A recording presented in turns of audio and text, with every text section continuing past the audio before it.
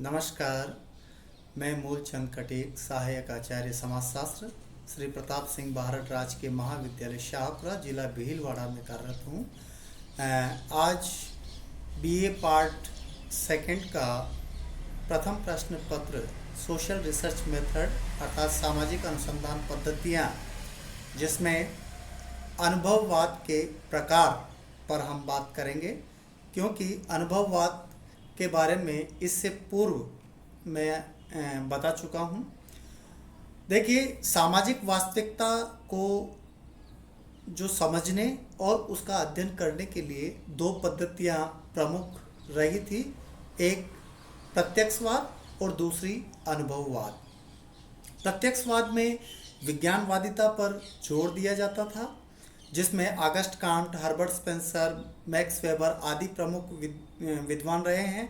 Email Durkheim भी प्रत्यक्षवाद के प्रमुखता के रूप में उन्होंने अध्ययन किया। और दूसरी जो विधि इसमें रही थी वो अनुभववाद। ये सामाजिक वास्तविकता को समझने की एक अध्ययन पद्धति है। अब हम इसके प्रकार के बारे में बात करेंगे। तो यदि यह कहा जाए कि इसके प्रकार के लिए एक कैप्लान नामक विद्वान ने प्रमुख रूप से दो प्रकार बताए हैं, जिसमें पहला है सेमेटिक अनुभववाद और दूसरा बोधगम्य या ज्ञान बोध अनुभववाद। सेमेटिक अनुभववाद का मतलब यह है कि इसमें इस बात पर बल दिया जाता है कि केवल ज्ञान वरन अर्थ भी अनुभव पर आश्रित होते हैं। इसके अंतर्गत यह धारणा महत्वपूर्ण है कि यदि किसी उपकल्पना को अर्थपूर्ण बनाना है तो उसकी सत्यता को प्रमाणित करने के लिए उसका संबंध अनुभव के संदर्भ में खोजना होगा। सेमेटिक अनुभववाद इस तथ्य पर भी बल देता है कि ज्ञान तथा तत्संबंधी अर्थ अनुभव पर आधारित जांच के आधार पर ही निर्मित किए जाने चाहिए। इस विद्या का मानना है कि जो अनुभवजन्य नहीं है उसके संबंध में अधिक नहीं कहा जा सकता, क्योंकि जो अनुभवजन्य है ही नहीं तो उसके लिए यह निरर्थक है। सेमेटिक अनुभववाद में तीन रूप बताए हैं एक कैप्लान ने, जिसमें पहला जो इसका प्रकार है तार्किक प्रत्यक्षवाद, लॉजिकली पॉजिटिविज्म। यद्यपि यह कहा जाए कि अनुभववाद प्रत्यक्षवाद का विरोधी है, लेकिन यहाँ कुछ मात्रा में लॉजिकली रूप में जो है ये बात करता है, जैसे यह वस्तुतः अर्थ की सत्यापनशीलता के सिद्धांत पर आश्रित है।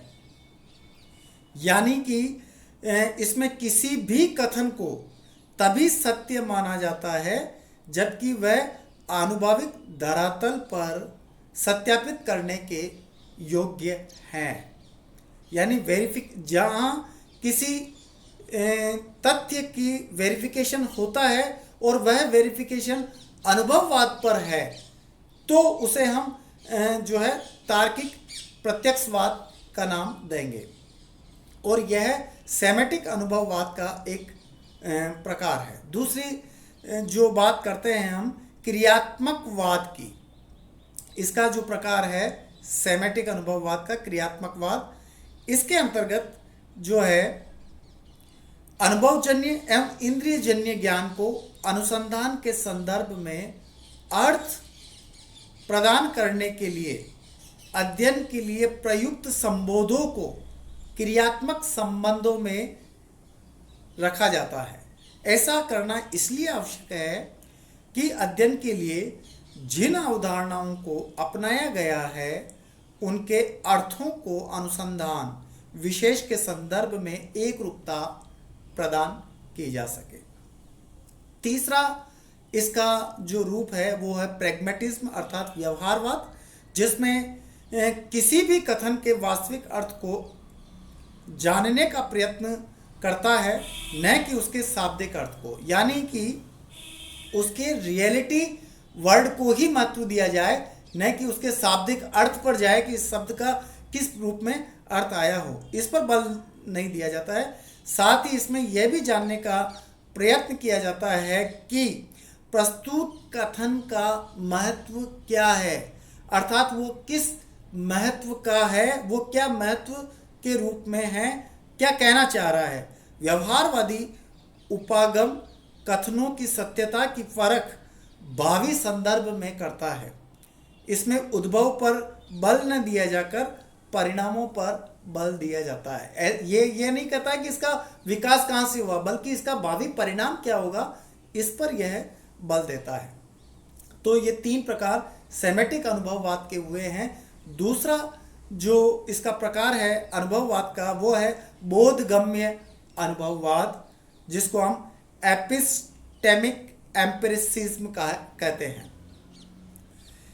बोधगम्य अनुभववाद इस तथ्य पर बल देता है कि सामाजिक वास्तविकता को हम अनुभव के अभाव में नहीं समझ सकते, यानी अनुभव तो होना ही चाहिए। इसमें ज्ञान का माध्यम इंद्रियों को माना गया है। इस प्रकार से प्राप्त ज्ञान तार्किक ज्ञान का विरोधी एवं उससे भिन्न होता है। अब यहाँ पर बोधगम्य अनुभववाद जो है वो सोशल रियलिटी के लिए भी अनुभवजन्य या इंद्रियजन्य को महत्व देता है। इसके प्रकारों के आधार पर हम जो है अनुभववाद का महत्व भी बता सकते हैं, और इसका महत्व इस रूप में है कि सबसे पहले यदि हम बात करें तो इसमें वास्तविक व्यवहार का जो है अध्ययन किया जाता है। अनुभविक पद्धति में चूंकि वास्तविक व्यवहार का अध्ययन करने पर बल दिया जाता है, इसकी मान्यता है कि जो तथ्यात्मक है वही आनुभाविक है, यानी जो आनुभाविक है वो तथ्यात्मक है, जो तथ्यात्मक है वो आनुभाविक है। दूसरा महत्व इस रूप में कि ये गुणात्मक तथ्यों के अध्ययन के लिए उपयोगी है। देखिए 2 चीजें हैं, एक तो गुणात्मक होता है और एक परिमाणात्मक होता है।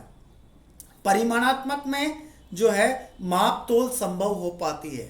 गुणात्मक विचारों, विश्वासों, मूल्यों, प्रथा, परंपरा, उनका भी इसमें अध्ययन किया जाता है। लेकिन यहाँ पर आनुभविक पद्धति द्वारा गुणात्मक तथ्यों का अध्ययन वैज्ञानिक पद्धतियों की तुलना में अधिक सुगमता से किया जा सकता है, क्योंकि यह इंद्रियजन्य अध्ययन पर बल देता है। तीसरी बात अगर हम कहें तो बोधगम्य अध्ययन है, अर्थात अनुभववाद में बोधगम्य अध्ययन पर बल दिया जाता है, जिसमें विश्वासों तथा अवधारणाओं का अध्ययन इंद्रियों के माध्यम से किया जाता है। चौथी यदि हम बात करें तो सैद्धांतिक उपागमों एवं मान्यताओं की अपर्याप्तता के बारे में बताया जाता है। जिन विश्वासों एवं मान्यताओं का अध्ययन सैद्धांतिक उपागमों एवं मॉडल के द्वारा नहीं किया जा सकता, उनके अध्ययन हेतु आनुभविक पद्धति बहुत उपयोगी साबित होती है, क्योंकि यह अनुभवजन्य ज्ञान पर आधारित होती है। पांचवी बात यदि हम करें तो इसमें यानी अनुभववाद पद्धति में सत्यापनशीलता पर बल दिया जाता है। यहाँ पर वेरिफिकेशन पर बल दिया जाता है, क्योंकि इस विधि का एक प्रकार तार्किक प्रत्यक्षवाद है जो कि अर्थ की सत्यापनशीलता पर बल देता है। इसमें किसी कथन को तभी अर्थपूर्ण माना जाता है जब वह आनुभविक धरातल पर सत्यापित करने के योग्य हो, यानी हम किसी तथ्य को सत्यापनशीलता के योग्य तभी मानेंगे जब वह कथन अनुभव पर आधारित हो, अनुभवजन्य हो, इंद्रिय परक हो, इंद्रियजन्य हो। और छठी बात यदि हम करें तो इसमें यथार्थता एवं विश्वसनीयता पर बल देता है अनुभववाद। चूंकि वास्तविकता का अध्ययन इसमें किया जाता है, अधिक विश्वसनीय जो होते हैं वो आनुभविक पद्धति के द्वारा तथ्यात्मक स्थितियों एवं कथनों पर बल उस सीमा तक दिया जाता है जिस सीमा तक उसकी प्रामाणिकता अनुभवजन्य ज्ञान द्वारा सिद्ध न हो जाए। अर्थात उस ज्ञान तक, ये उस समय तक होती है जब तक कि उसकी इंद्रिय जन्य या अनुभव जन्य के द्वारा सिद्ध न हो जाए, तब तक जो है यथार्थ ज्ञान या उसकी विश्वसनीयता जो है पर बल दिया जाता है। सातवां है व्यावहारिक एवं आनुभविक अध्ययन। आनुभविक पद्धति ज्ञानेंद्रियों एवं मानवीय अनुभव से उत्पन्न अनुभवजन्य ज्ञान पर बल देने के कारण यह विधि अनुभवाश्रित है। और अंतिम है इसका क्रियात्मक का उपयोग। इस यानी अनुभववाद में जो है विश्वासों तथा अवधारणाओं का अध्ययन करने के लिए उसकी क्रियात्मक परिभाषाएं निर्मित करता है। ऐसा करना इसलिए आवश्यक है कि एक ही शब्द और संज्ञा के एकाधिक अर्थ के भ्रम को दूर किया जा सके तथा अध्ययन में एक रूपता बनी रहे। कुछ महत्व अनुभववाद के हैं, लेकिन कुछ विद्वानों ने कहा कि इसके दोष भी है। यदि उन दोषों को निराकरण कर दिया जाए तो निश्चित रूप से ये वैज्ञानिक या अध्ययन के लिए, सामाजिक वास्तविकता को समझने के लिए एक महत्वपूर्ण पद्धति साबित हो सकती है। लेकिन इसके कुछ दोष हैं जो मैं आपके सामने प्रस्तुत कर रहा हूं। पहला दोष इसका सामने आता है अनुभव की सीमितता। यह पद्धति यानी अनुभववाद जो है वो ज्ञान के संकलन पर बल देती है, किंतु अनुभव की भी अपनी सीमाएं हैं। सामाजिक जगत की संपूर्ण वास्तविकता की समझ केवल अनुभव पर आश्रित ज्ञान के आधार पर ही नहीं की जा सकती है। अगर हम ये कहें कि केवल ज्ञान के आधार पर ही हो तो यह संभव नहीं है। इसलिए अनुभव की एक सीमा है। दूसरी बात, इसमें सब्जेक्टिविटी का अभाव है, यानी वैषयिकता का अभाव है। इस विधि के द्वारा यानी अनुभववाद के द्वारा अध्ययनों में वैश्विकता का अभाव पाया गया है, क्योंकि अनुभवजन्य ज्ञान में व्यक्ति निष्ठता का तत्व समाविष्ट हो जाता है, जिसके अध्ययन के निष्कर्षों में पक्षपात आने की संभावना बनी रहती है। चौथी अगर हम बात करें, तीसरी बात अगर हम कहें तो सीमित अध्ययन है।